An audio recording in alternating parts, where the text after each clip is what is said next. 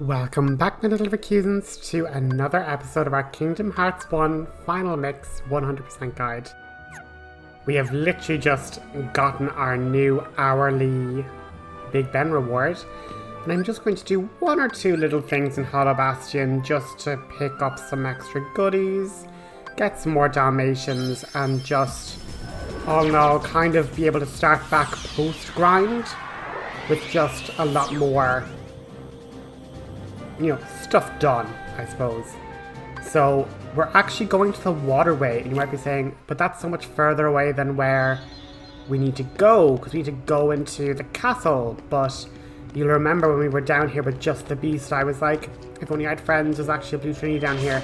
And it's very easy to forget down here, because you actually don't need to journey back down here at all once you progress on with the story. But enter the dungeon, and we've more of these bloody things, and every time I'm like, do we just use gravity? Why do I forget to just cast gravity and it would obliterate all of them instantly? Very, very frustrating. I frustrate myself. So just be better. Be better than me. Just cast gravity. Make them go down in 1 second. And so long as you stand on this little table, you can't really hurt them. Or they can't really hurt you, rather. And we're just waiting for one of them to bloody die. Now, Trinity time. And basically, guys, the Trinity marks are going to be all finished with, purely because we just have one more jump that's later on in Hollow Bastion, and 2 of them are going to be dealt with now in solving puzzles in and around the Grand Hall and the library, so that's exciting.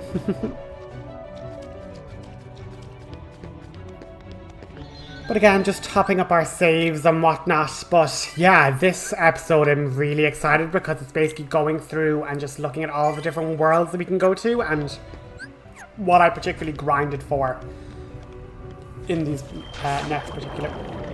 Oh, excuse me. What areas I grinded in and for what I grinded for. But I will say this now. There is actually a Bambi trick that I'll be using in the future, but if you want to use it now, you 100% can. With Bambi, if you actually summon him in Hollow Bastion, you get Lucid Gems as a normal drop, which obviously is easier than hunting them in Halloween Town. But then his rare drop becomes Lucid Crystals, which are dropped by Dark Balls, which are everywhere in the game once we seal Hollow Bastion. Those little orbs of darkness, they drop Lucid Crystals. And basically, they're a pain to try and get because they're such a small percentage. It's like with the other crystals. Any crystal collectible is just really, really tricky to get. And yeah, while you're able to beat these guys up for relatively easy money, what's tricky is these Heartless are just so strong that, getting, at least with just Sora, getting them all defeated fast enough that you're able to, get Bambi's, rarer drops is just going to be tricky.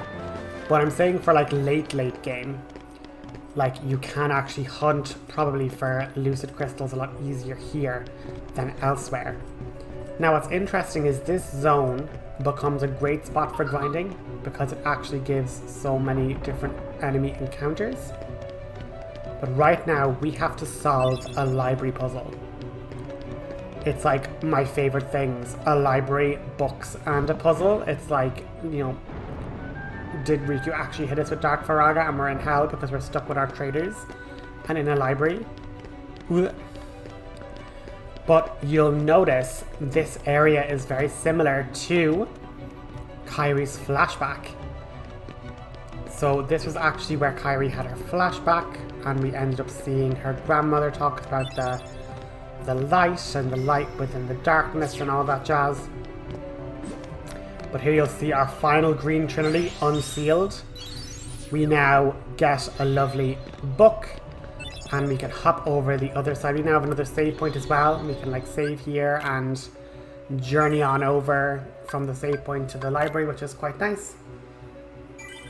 And again, I'm just looking through the journal and stuff, just showing you guys the Trinity list.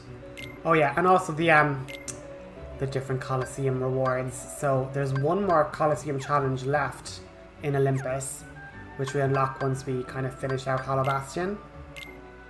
And yeah, just basically saying that, you know, in the Chronicles, Riku has been like abducting the princesses and they're trying to summon this keyhole, and he took the Keyblade. It was all a big drama, but now like we're going to rescue Kairi.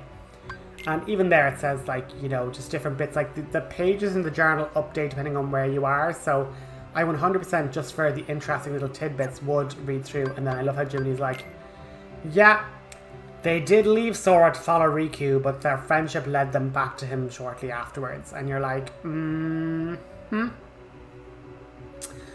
a likely story. And yeah, friendship led him back to Sora. I more so think Goofy's friendship led him back, and then Don was like, ooh, I kind of don't want to vibe it out Goofy, so I guess we're going back to Sora. And yeah, we get to read about the Beast and stuff. 1991, oh my god, like, so long ago, but such a good movie Beauty and the Beast was. And what's really interesting, I'll show it on in a later episode, but obviously we now know that like Jasmine and like Alice and other characters we would have met, that these are like Princesses of Hearts, so it does update the journal with that information later on, which is quite cool. And again, just showing all the different Heartlesses and the Black Ballad and stuff, like the only time I ever fought it and everything else, but we need to solve this book puzzle, which is just gross. But you managed to get the book off the table, and that gives us a button to let us escape the library. But there are deeper collectibles further in, so we are going to be finishing the library puzzle to get a treasure chest deeper in the library's hidden area, which is actually a Dalmatian puppy. And with these particular ones, you just keep hitting Y to turn them round until they eventually spit out the treasure chest. Some of them are quick, and some of them require more and more turns, which is just really annoying, but, you know, you get free items, so why not?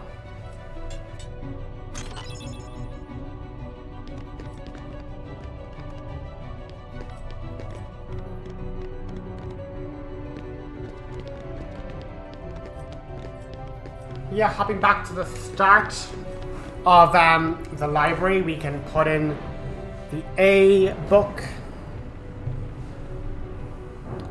Sorry if you heard my chair squeak, or not squeaking, but like rolling there. I just was scooching in to get closer to the camera. We basically need to find all these green books to open there. Like it's a whole ordeal. But just keep collecting the books as I collect them, and then you should be able to just move all the books around the place and whatnot. But yeah, that little nook there under the stairs, that's where Kairi was chatting with her grandmother. Hella wholesome. And it's just really neat, like, how the bookcases keep moving, give us different parts that are going to help us, you know, they're all just interconnected. So you put that there, and then like the bookshelf moves to reveal another bookshelf that has that final green book. Just make sure you're putting it in the right order. Like, don't put it in the 6th slot, because you could technically swap the yellow and the red and they would just be out of order.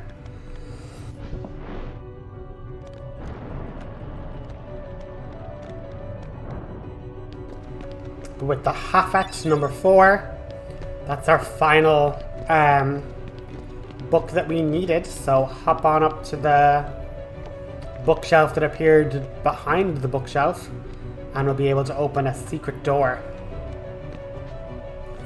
And in there is going to be one of our last Dalmatian puppies to collect in this area. There's like 2 that are on these floating pedestals, and basically you need to like zap it with a gravity spell to have it descend down, and then you can collect it, which is super nice. So 97, 98, 99 collected, and then we start on the longest elevator ride ever. Like, brings out this piping up this way.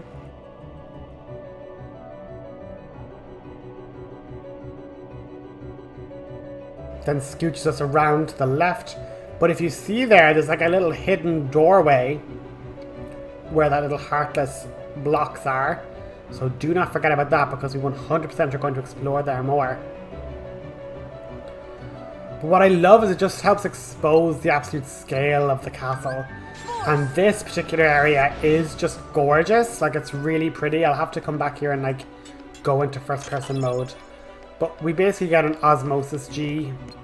We just, you know, can equip that to our gummy ship. It's not that exciting. But again, we just have to travel all the way back down. But yeah, like the end game is in sight. It's just so wild that like we started off really not that long ago channel wise, and I just have such a nostalgia and such a positive experience with Kingdom Hearts that like it really was just so lovely to just have the time to just sit down and play this game, which is just one of my favorites, but also like sharing with you guys, you know, good ways to play, good strategies, where everything is, how to collect stuff. And a bit like Final Fantasy X, it's like I have such history with the game that it is just nice to challenge myself to document it, you know, in the game, on the channel, that like I'm able to 100% it and show you guys how to 100% it. And just, you know, there's very few games that I would say, oh, I'm definitely like really good at those games, but Kingdom Hearts I do think is one of them. And yeah, we have candles and we have a fire spell, so again, doesn't really tell us, but we are able just to light up all these different candles, and it will give us a, well, if you examine each of these different things, it'll say, oh, show your strength by moving me. And likewise, when I broke those barrels, if you talk to that statue, it would say, oh, show us your crushing strength, you know, to kind of destroy those barrels or whatever, or those vases or whatever. And then a Thundara on this little electrical stone will start elevators, so we're actually able to go up and down the different levels without going through the library, which is nice. And again, that central brazier that was on fire has now been put out. And the one other thing is this big bull statue. We have Donald and Goofy now, so we're able to Trinity our way into cracking it open. And there's another mysterious fragment on the ground there, and basically by lighting all the candles, by crushing the vases, by, you know, pushing the block. And again, this is just showing you we only have one Trinity left to find, and it is a bit further on in Hollow Bastion, but that entry in the journal is going to get a little Mickey Mouse symbol in gold to say we have finished that. And once again, we've nearly actually found all the Heartless as well, which is quite cool. So once that's full, we get like a little stamp of approval from Jiminy. But yeah, we're getting through the journal challenges quite well.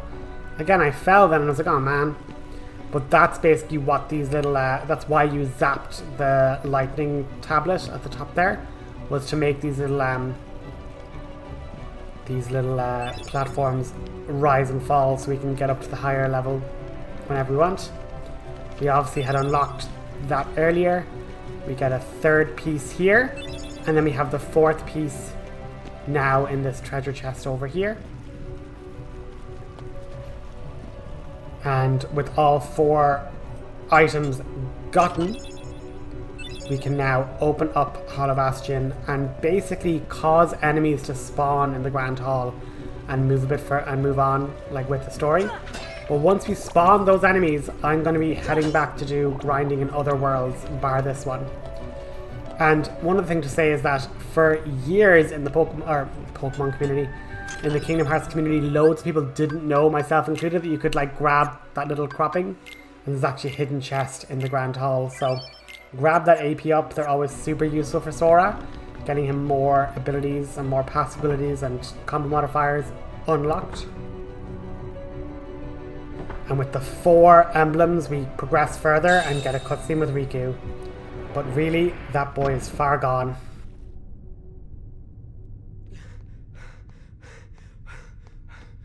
Why? It was mine. Know this. The heart that is strong and true shall win the Keyblade. What? You're saying my heart's weaker than his? For that instant it was. However, you can become stronger. You showed no fear in stepping through the door to darkness. It held no terror for you.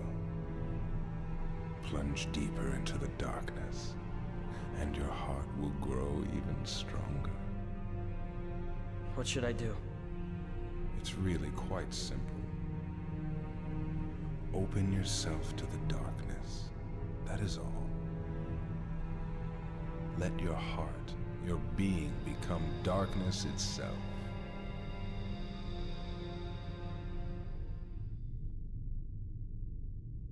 So yeah, now that we've unsealed this door, defenders and wizards and stuff start spawning in the Grand Hall. And it's these guys that we are going to have to hunt for relentlessly when we're doing our late game stuff. These guys have like rare synth items that we need. And unfortunately, yeah, we just need to hunt these guys down. And at the moment they only spawn here. But yeah, these dark balls now, we're going to have to hunt these guys down for, as you can see behind me, lucid crystals. I know I just said they're really hard to drop, but like, let me get one like immediately, but they're usually a lot harder. But basically, yeah, what's going to happen, guys, is we're going to have a little cut. And what I'm going to be loading in is basically like 6 hours of grinding, basically hopping into different worlds for like half an hour, 40 minutes. And I'm going to then just do a quick run through of what I did and how that all went. But as you can see, we are 46 now. And now loading in after our bit of grinding, we have managed to get Sora to 52. So we got 6 levels. And basically what I'm putting in the overlay is just the fact that what you can basically hunt here. And this particular area is good for air soldiers and the different bandits and fat bandits that we can get. Blaze gems and spirit gems. That's basically what we get here. And then I'm going to be showing you Bambi now in a second, because when you summon Bambi, you have to kill enemies quickly in order to fill his charge bar up. When you fill it once, he drops like a potion or whatever. And when you fill it twice or more, you start getting blaze, or in this case, different shards and gems depending on the world you're in. So for Agrabah, Bambi generates bright shards and gems. But obviously this area outside the Cave of Wonders, this is a great spot for getting blaze gems, because that's what the bandits and all drop. And they drop in abundance. And they kind of appear in abundance out of the ground. But this is where I ended up getting so many potions and stuff, because Bambi's main drops are potions. But as you can see, there's just so many different air pirates. That's where we're getting our spirit gems from. And then we ended up getting a bright shard, spirit gem, elixirs, potions, like Faraga rings. We're just getting loads of great stuff, you know? And so long as we keep on fighting the different bandits, we can get bright shard, bright gems, you see what I mean? So, like, it is just quite handy just to help you get not only the items that are local to that world, but also just getting extra bright shards and gems. We don't have to go hunting for search ghosts or hunting for green requiems. If we're grinding heavily for blaze stuff, we can be getting extra shards from Bambi. And that's basically the method I did. I kind of found an area that gave me a lot of the main stuff that I was looking for. So this world I prioritized for spirit gems and blaze gems. That was my 2 that I was looking for. And then Bambi just allowed for extra bright stuff on the side. And that's essentially what you have to kind of do when you're, you know, synthesizing and looking for better bits and pieces. Is just, you need to just concentrate and go, okay, what gets me stuff where? you know? Because there's actually not that many, like, not so many different items to be looking for that they're impossible to get, you know? So that's basically Agrabah. Now when it comes to Traverse Town, you're going to basically be using here to hunt for Blaze, Frost, Thunder and Bright Shards, because you can just kill nearly any and all of the different floating casters. When it comes to Bambi, you can summon him in the 2nd district. There's loads of different enemies you to fight there. And you can get Blaze, Shards and Gems from Traverse Town. So again, this is kind of linking back to Agrabah. You know, you mightn't necessarily need Bambi here because you've already been grinding loads in Agrabah for your Blaze Gems, and they are naturally dropping Blaze Shards here anyway. But as you can see, between the alleyway, you can get the green Requiems and a whole collection of the different spellcasters. And I'm not sure if this is a thing, but sometimes when you cast the spell they absorb, I noticed you probably get some of the drops easier. Maybe it's like, you know, it's just a coincidence rather than an actual cause and effect. But it's just so quick. Like, the fact that you're at a level where the enemies are just one swing of a Keyblade and they're all gone, it's just so much easier than when it gets to late game and things are taking multiple hits to kill again.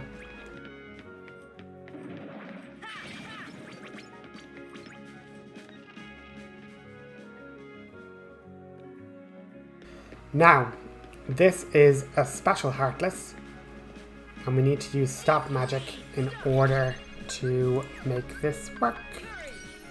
So yeah, just summon Dumbo, and he, again, becomes the linchpin in all of these different fights.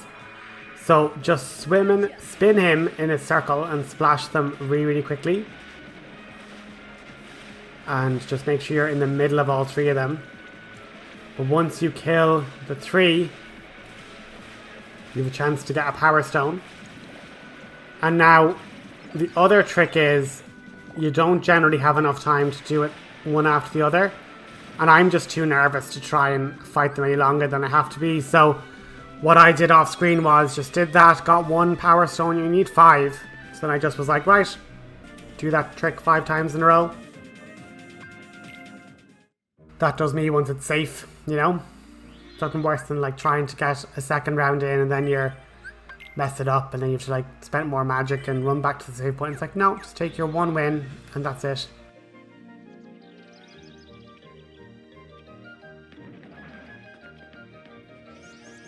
Now with Wonderland, you can use Bambi in this area as well. It just makes it more tricky. But once you have the shadows, you can summon Bambi. And the whole trick with Bambi in this area, and why I love using him here, is that Traverse Town had Blaze elements. Wonderland has Frost elements, so you can actually get Frost gems from here, which means you don't need to go through the stress of Atlantica trying to get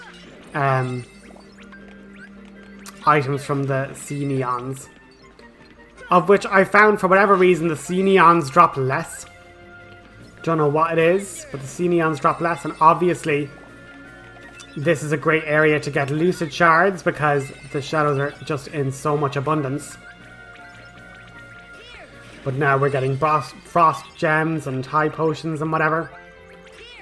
But when it's getting near the end of this wave, you're going to want to unsummon Bambi because you need Dumbo ready and waiting for when these Giga Shadows appear. So it's 3 waves of normal shadows, and then you get the giant shadows appearing. Which I like in Universe is that these are just shadows that haven't taken the Shrink Me potion. So they're all just normal sized Heartless, but we're obviously tiny. And then the key to defeating them is becoming even tinier by hopping on top of Dumbo. Their gimmick is, if they touch Sora, they disappear. And it's basically you have to try and defeat as many of the Giga Shadows as possible to get Fury Stones. since you're invincible on the back of Dumbo, they can't attack you, they only get damaged, and when you're able to defeat all of them in one go, you get a guaranteed Lucid Shard drop and two Fury Stone drops, and you only need like 7 of those or whatever. But that's not all. In order to then refresh, you're able to then run to the Lotus Forest, which will reset the Bazaar Room. And then you can also use here to grind Blaze Shards. Spirit Shards are... A lot of the enemies here drop Spirit Shards from the soldiers in the large bodies, so this is a good area for Spirit Shards. As you can see there, we get more shadows, so more chances at Lucid Shards, and obviously more chances at, you know, what's the word? Frost items from these enemies. So again, just really, Bambi just makes your grinding all the more easier because you just have a chance of getting so many extra things. And again, another Frost Gem, absolutely amazing. And this is all I was doing. I literally was like, I'm not getting too many levels, I'm not getting overpowered. Well, I was, but that's from a different special harvest that we'll get to later. And so long as we are getting enough KOs, we can fill up Bambi's meter. Now this is just poor pathing on my part. We can jump up here with Bambi, and if we get really quick, we can summon more red operas, zap them. Bambi then jumps over, gives us an extra Frost Gem and Frost Shard, and then we get the 2 Blaze Shards from the ground there. Then you're able to run back in, run to the Bazaar Room, do your Fury Stone grind again. Now the final one for today is going to be one of the ones that made my levels skyrocket. This is the Pink Agaricus. So we need to run to the treehouse, and when we get a spawn where no enemies spawn at the top there, we have to kind of keep resetting the spawn until we get it.